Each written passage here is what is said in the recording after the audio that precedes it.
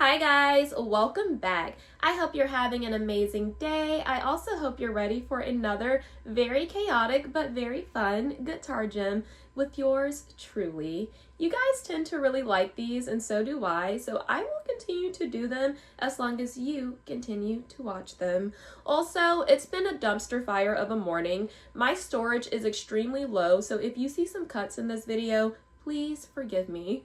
Now, let's go ahead and jump right in. We are going to be practicing our full bends, half bends, quarter bends with the stop, some pull-offs, and I will also be showing you some pentatonic shapes that I've taken and placed on other portions of the fretboard. Mr. Walt, I think you will really enjoy this because we've been talking about me learning my root notes, tones, and improvising.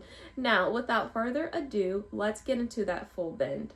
Now for your full bend, you want to take your ring finger and place it on the 7th fret of the G string, followed by your middle finger on the 6th fret of the G string, and then your pointer finger is going to go on the 5th fret of the G string. So we'll pluck that, and then we're going to press or push all the way up to the A string. Oh, I just plucked the D string. There we go. Remember to keep your thumb either on the back neck of the guitar or you can wrap it around like I do. There we go.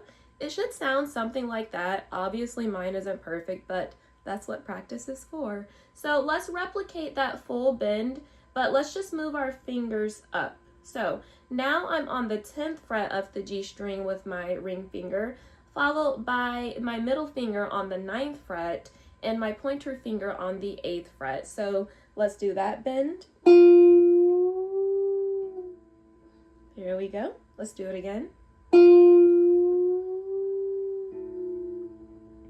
And as you can hear, sometimes your fingers, sorry, I'm still a bit under the weather. Sometimes your finger may catch the strings above. Just don't worry about it. Just try to do it again. There's really nothing you can do but proceed. So let's try that because mine just had a lot of interference. There we go. Now let's move that up a few frets. So now I have my ring finger placed on the 13th fret of the G string. My middle finger is placed on the 12th fret of the G string, and my pointer finger is placed on the 11th fret of the G string. So let's pluck that. There we go. Let's do it again. Oh, my fingers caught those top strings again. Oh my goodness. Hopefully you have better luck with this than I am. I also think I need to probably file them in a more circular shape. They're pretty squared right now, but let's get back to it. Let's go ahead and slide up. And I'm honestly just doing this for fun at this point. I just want to know what these bends sound like all over the fretboard. So let's go ahead and plug that. My finger is now on the 16th fret of the G string. My middle finger is on the 15th fret of the G string. And my pointer finger is on the 14th fret of the G string. So let's plug that. Oh, let's try that again. Oh, okay.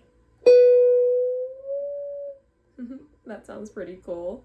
Now let's do a half bend. So for your half bend, let's go ahead and go back to the 7th fret of that G string with our other finger on the 6th fret and then our pointer on the 5th. And this time when we push up, we will not be hitting that A string. We will be hitting the D string. So it won't be a full stretch. So let's try that. I feel like my palm muted a bit. I've been working on keeping my hand on the bridge of the guitar. There we go. Hopefully I'm doing this correctly. Now, let's go ahead and move up. So we'll just repeat that previous routine of moving up and then plucking. So now I'm back on that 10th fret, 9th, and 8th. Here we go. Now let's go ahead and slide up. I believe I should be on 13, 12, and 11 now. So let's pluck. Oh, let's try that again.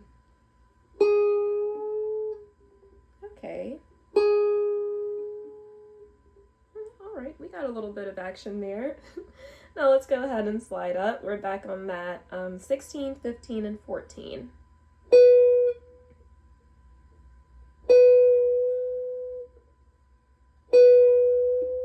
I feel like this one's a little bit harder. Now we will be practicing our quarter bends with a stop. So I'm going to take my middle finger and I will place it on, first let's go to the G string. And then I'm going to pluck on that 7th fret.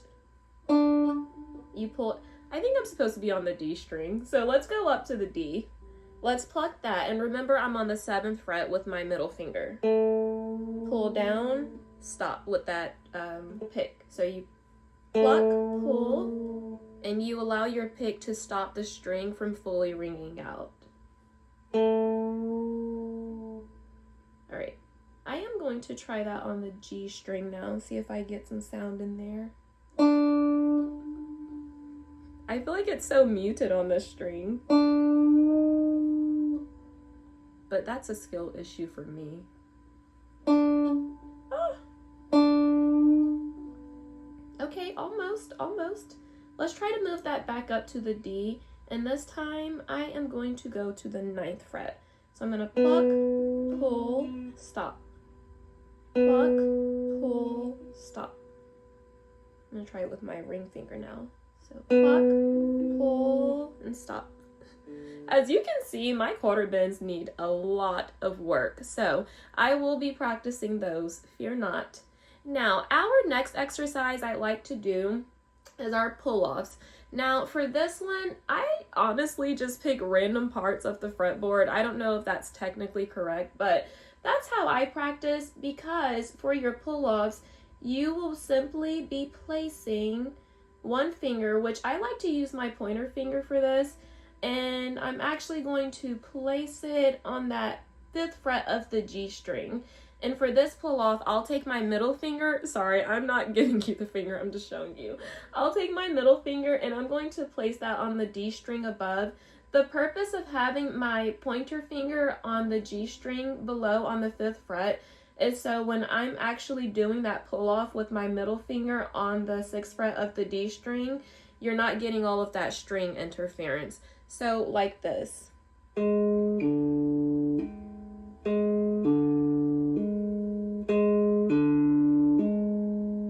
And realistically, when you're doing pull-offs, you shouldn't even have to use your pick too much, because you should honestly be able to pull down, hammer on, pull down, hammer on. I believe that's called a trill. So it sounds pretty cool when you're able to do it in succession or back to back.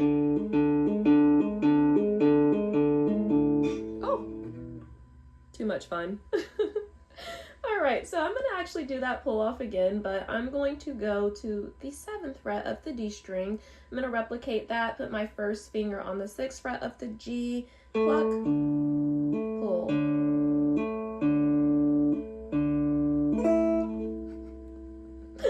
Oh, my ring finger caught one of the lower strings. I told you this would be chaotic. Look, you signed up for this. And you see with this one, I didn't even have to pluck. I'm just kind of doing it. There we go.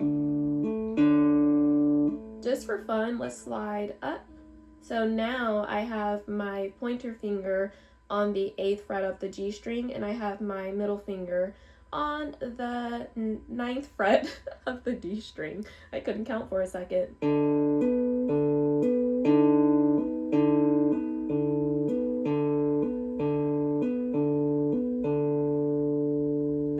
You get the point. I swear I could do that all day. It's so fun.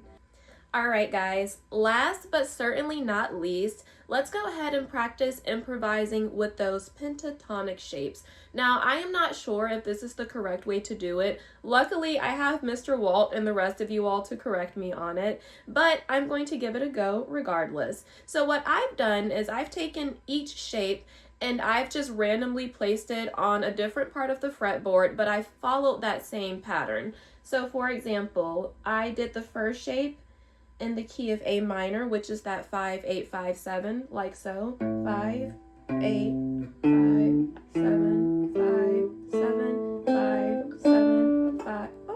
That's what I get for not having my hand placed on the bridge. 5, 8, 5, 8, 8, 5, 8, 5, 7. Oh, too close.